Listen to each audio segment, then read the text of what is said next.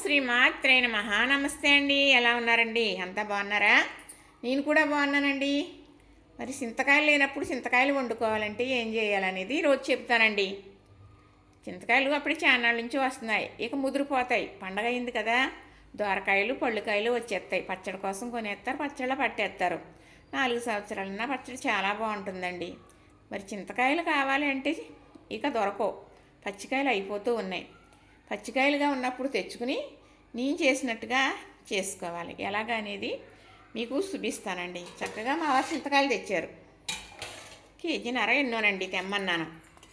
ఈ కాయలు తగినన్ని నీళ్ళు వేసి ఉడికించేసానండి. ఇది చక్కగా చిక్కగా గుజ్జు తీసుకుందాం. చక్కగా ఇదిగోనండి బాగా తీసేసి ఇవి మరి కడగటం కూడా బాగా కడగాలి. ఈ పైన కొంచెం గవర్రంగా ఉంటుంది అనమాట, కొంచెం బూడిదలాగా. అది బాగా కడగకపోతే ఓవర్ ఉంటుంది అనమాట. అందుకు బాగా కడిగేసాను. తర్వాత ఇలా ఉడికించినప్పుడు కూడా ఇక బాగా ఉడికించేయకూడదు. అప్పుడు గింజలో ఉండే ఒగరు దిగిపోయి కొంచెం ఒగరు వస్తుంది, పులప అనేది తగ్గుద్ది, రుచి అనిపించదు అనమాట. అందుకని ఎలా ఉడికించాలో అలా ఉడికించాలి. ఉడికేటప్పుడు కాస్త ఉప్పు వేసాను, అది సాటు తీసాను, పెట్టాను. చూడండి, చూస్తే మీకు తెలుస్తుంది. ఇప్పుడు ఇది గుజ్జు తీస్తాను, చూద్దరు కానీ. ఇప్పుడు ఇదిలా ఉడికిపోయింది కదా, అంటే చింతకాయలు చెక్కి కత్తిపెట్టి మీద కూర్చుని చెక్కి అప్పుడు వేసేవారండి బెరళ్ళ కూరలో. ఇప్పుడు మరి కత్తిపెట్టి మీద కూర్చుని చేయలేకపోతున్నారు, కత్తిపెట్టుతో చేసేవాళ్ళు లేరు, ఇంకా చాకులతోనే కదండి పని. అలాంటప్పుడు ఇలాంటి పెద్ద కాయలు అయితే చెక్కుకునేవారు. మరి లేతగా ఉండి గింజలు పప్పు పట్టినట్టు ఉంటుంది చూసారా, అలాంటప్పుడు అయితేని ఇలా ఉడికించేసుకుని పులుసు వేసేసుకునేవారు. అలా కాకుండా ఇప్పుడు మొత్తం బాగా ఇలా ముదిరిన కాయలు కూడా మనం మరి ఇలా ఉడికించేసే పులుసు వేసేసుకుంటే తొందరగా అయిపోతుంది. అలాగా ఉడికిన తర్వాత ఇలా గొజ్జులా వస్తుంది కాబట్టి ఏమి రుచి తేడా ఏమి ఉండదులేండి, ఒకటే. చక్కగా ఇది ఇలా నలిపెత్తి ఇందులో ఉన్న గొజ్జు వచ్చేస్తుంది కదండి. చింతకాయలు లేనప్పుడు మనం ఈ గొజ్జు చేసేసుకుంటున్నాం కదా, మనం చక్కగా సీసాలో పోసేస్తాను. ఇది ఏమి ఫ్రిడ్జ్లో పెట్టిన అవసరం లేదు, ఇది పులపే కదా, ఏమీ కాదు. ఉంచుకుంటే సంవత్సరమైనా ఉంటుంది, లేదు ఆడేసుకుంటే అయిపోతుందండి. పులపే కాబట్టి దీనికి ఏ సేడు ఉండదు. చక్కగా ఇది రసం తీసేస్తున్నానండి. ఇప్పుడు ఇది కొంచెం నాకు జల్లిడి లాంటిది ఉంది, అందులో వేసి అనేటప్పటికీ రసం అనేది వెళ్ళిపోతుంది, తుక్కు అనేది ఉండిపోతుంది. ఇప్పుడు గిన్నె ఉంది కదా, ఈ గిన్నె మీద ఈ జల్లెడ పెడుతున్నానండి. ఇది నాకు చాలా ఉపయోగపడుతుందండి. హైదరాబాద్లో మా బాబు కొన్నాడు ఇది, కూరగాయలు అయ్యి కడుక్కుంటాం కదా అని. కానీ నాకు తాటి పళ్ళు వచ్చినప్పుడు తాటి గుజ్జు తీయడానికి అది చాలా బాగా ఉపయోగపడుతుంది అన్నమాట అండి. ఇది చాలా బాగా ఇలా తీసేసామనుకోండి, రసం అనేది కిందకి వెళ్ళిపోతుంది. మొత్తం మీకు ఇలా తీసేసి చూపిస్తాను.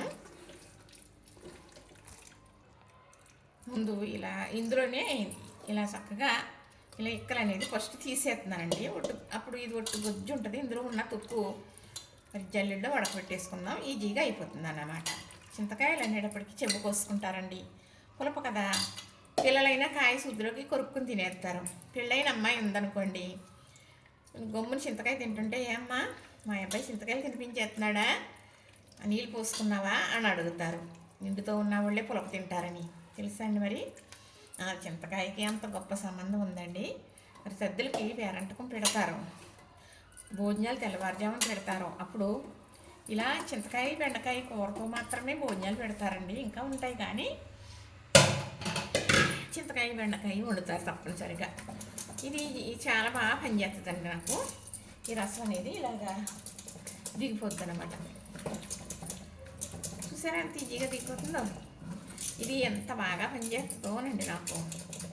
ఇలాగా ఇక్కడ రింగ్ వదిలేసిందంటే ఆ పక్కన మా వారు తెచ్చేసారు, చేసేసి. ఆయన లేత వర్కే కాబట్టి మళ్ళీ ఇది ఇప్పుడు ఎప్పుడు ఊడిపోయిందో మరి అని దీన్ని అలా వెల్డింగ్ చేసి తెచ్చేస్తూ ఉంటారు.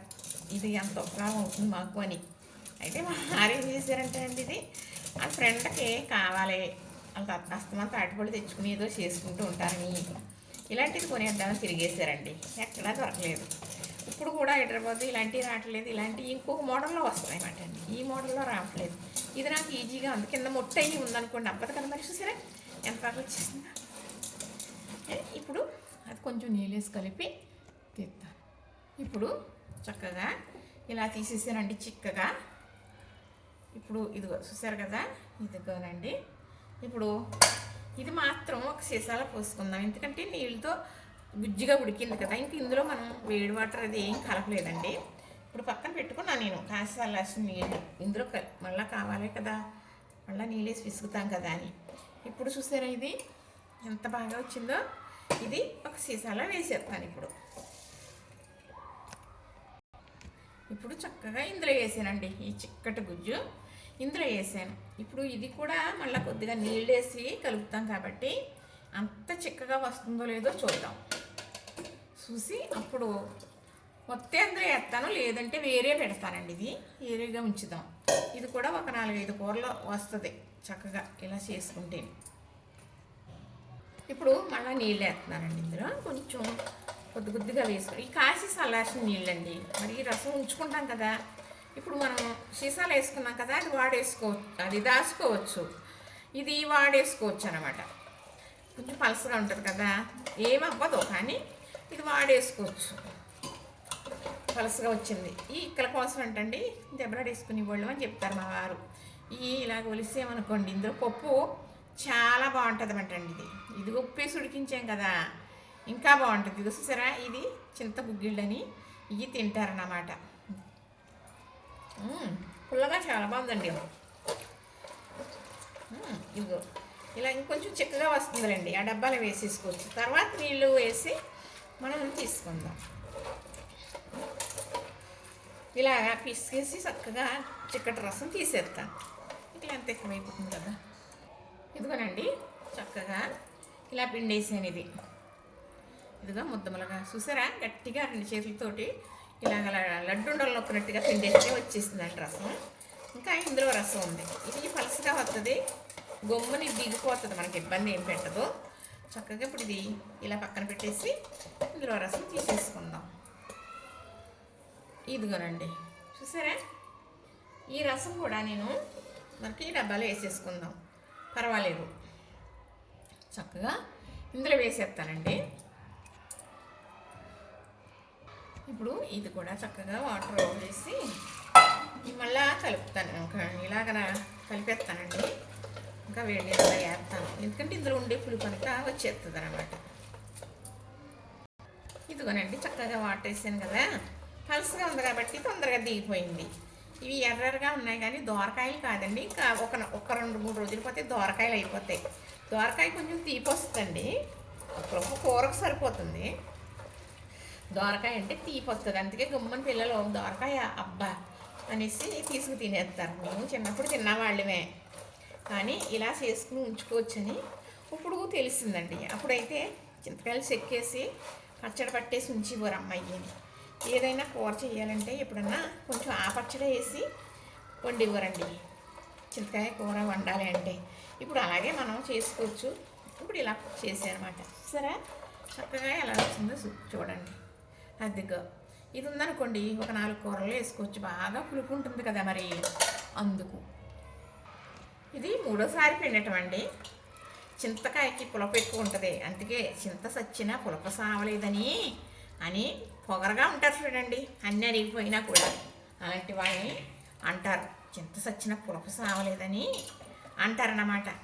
అంత పులుపు ఉంటుంది చింతకాయ కానీ అర్థం అనమాట అండి. మూర్ఖుల్ని పోలుస్తారు, మూర్ఖంగా ఉన్న వాళ్ళని పోలుస్తారు అనమాట అండి. చక్కగా ఇది కూడా మళ్ళీ నేను ఇలాగా వడకెట్టేస్తానండి.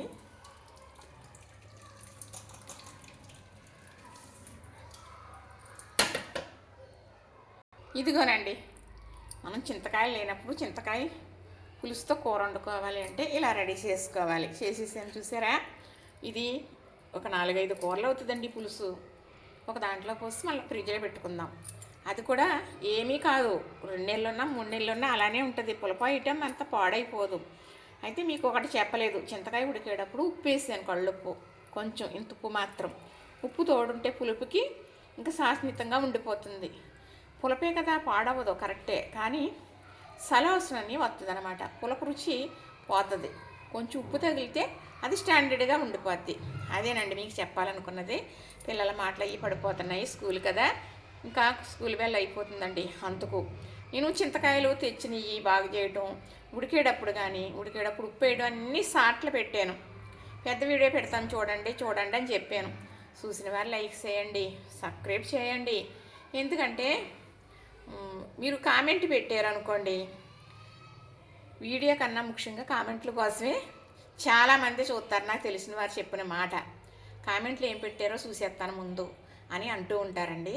అందుకని నేను వీడియో పెట్టడం ఎలా అనుకుంటున్నానో చూస్తారని మీరు కూడా కామెంట్ పెడితే చూస్తారు కదా అనుకుంటే మీరు కామెంట్ పెడతారో మీ బంగారం చేతులతో మీ ఆ ఏళ్ళతో చక్కగా మీరు లైక్ కొట్టేసేయండి.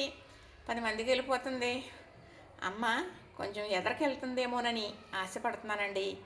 మరి ఇది తప్పు రైటో తెలియదు కానీ 6 సంవత్సరాల నుంచి చేస్తున్నాను అంటూనే ఉన్నాను.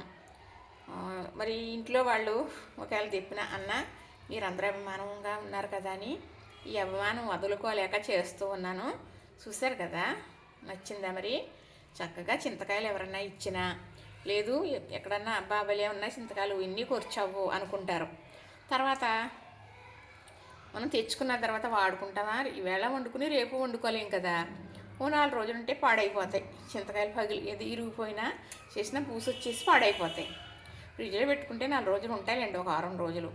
బాగా ఎక్కువ ఉన్నాయి అన్నప్పుడు మనం చింతకాయలు లేనప్పుడు వండుకోవాలి అనుకుంటే ఎవరన్నా పంపినా మనకి ఎక్కువ ఉన్నా ఇలా చేసేసుకోండి. చక్కగా ఇలా చేసుకుని ఉంచుకుంటే మనం ఎప్పుడు కావాలంటే అప్పుడు ఒక 2-3 చెంచాలు వేసుకున్నామంటే కూర అయిపోతుంది. పప్పులోన ఏదన్నా కూరలోన మేము చేసే విధానమే మీకు చెప్పాలన్నది నా అభిప్రాయం అండి. చూసారు కదా, నచ్చింది కదా, లైక్ చేయండి, షేర్ చేయండి, సబ్స్క్రైబ్ చేయండి.